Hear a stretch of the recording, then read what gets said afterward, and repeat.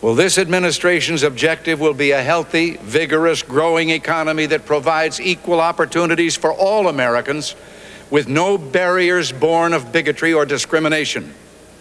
Putting America back to work means putting all Americans back to work. Ending inflation means freeing all Americans from the terror of runaway living costs. All must share in the productive work of this new beginning, and all must share in the bounty of a revived economy. With the idealism and fair play which are the core of our system and our strength, we can have a strong and prosperous America at peace with itself and the world. So as we begin, let us take inventory. We are a nation that has a government, not the other way around. And this makes us special among the nations of the earth. Our government has no power except that granted it by the people. It is time to check and reverse the growth of government which shows signs of having grown beyond the consent of the governed. Now, so there will be no misunderstanding, it's not my intention to do away with government.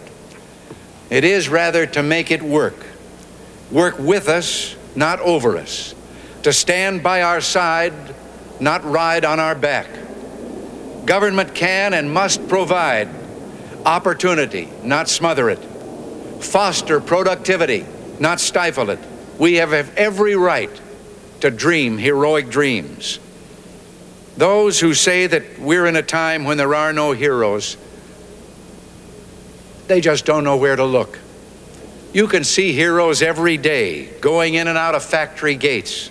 Others, a handful in number, produce enough food to feed all of us and then the world beyond.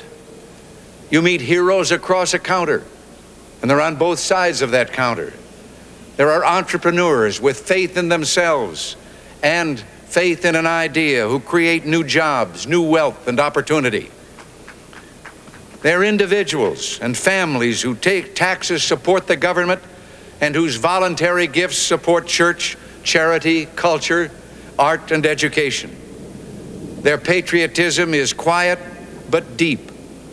Their values sustain our national life. Now, I have used the words they and their in speaking of these heroes. I could say you and your, because I'm addressing the heroes of whom I speak, you, the citizens of this blessed land. Your dreams, your hopes, your goals are going to be the dreams, the hopes, and the goals of this administration, so help me God. Well, I believe we, the Americans of today, are ready to act worthy of ourselves, ready to do what must be done to ensure happiness and liberty for ourselves, our children, and our children's children. And as we renew ourselves here in our own land, we will be seen as having greater strength throughout the world. We will again be the exemplar of freedom and a beacon of hope for those who do not now have freedom.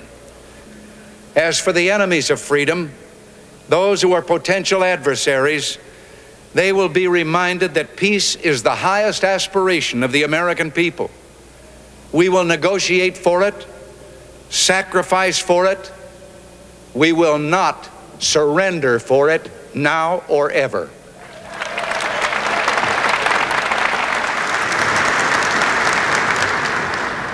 My fellow citizens, our nation is poised for greatness. We must do what we know is right and do it with all our might. Let history say of us, these were golden years when the American Revolution was reborn, when freedom gained new life and America reached for her best. The time has come for a new American emancipation, a great national drive to tear down economic barriers and liberate the spirit of enterprise in the most distressed areas of our country. My friends, together we can do this, and do it we must, so help me God. From new freedom will spring new opportunities for growth, a more productive, fulfilled, and united people, and a stronger America. An America that will lead the technological revolution and also open its mind and heart and soul to the treasures of literature, music, and poetry, and the values of faith, courage, and love. Now, there is another area where the federal government can play a part. As an older American, I remember a time when people of different race, creed, or ethnic origin in our land found hatred and prejudice installed in social custom and, yes, in law. There's no story more heartening in our history than the progress that we've made toward the brotherhood of man that God intended for us. Let us resolve there will be no turning back or hesitation on the road to an America rich in dignity and abundant with opportunity for all our citizens.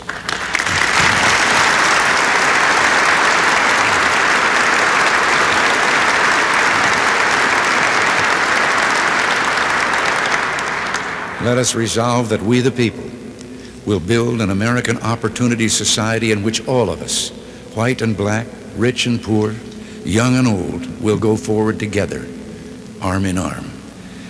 Again, let us remember that though our heritage is one of bloodlines from every corner of the earth, we are all Americans pledged to carry on this last best hope of man on earth. We strive for peace and security, heartened by the changes all around us. Since the turn of the century, the number of democracies in the world has grown fourfold.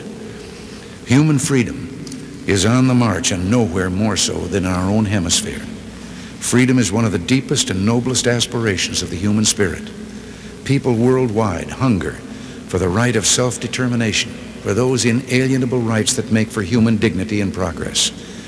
America must remain freedom's staunchest friend, for freedom is our best ally.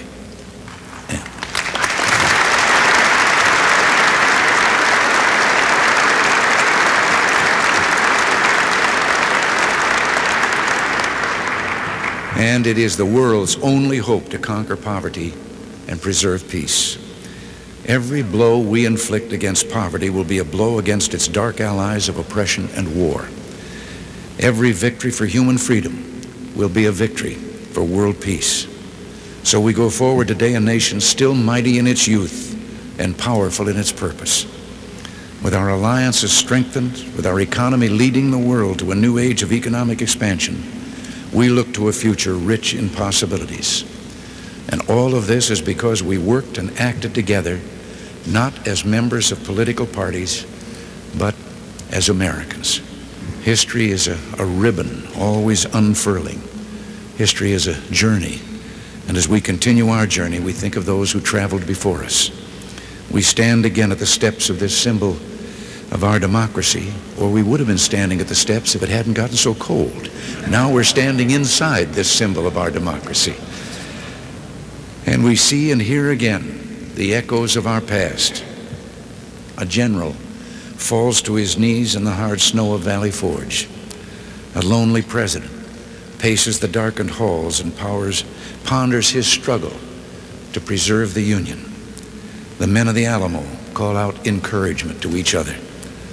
A settler pushes west and sings a song, and the song echoes out forever and fills the unknowing air.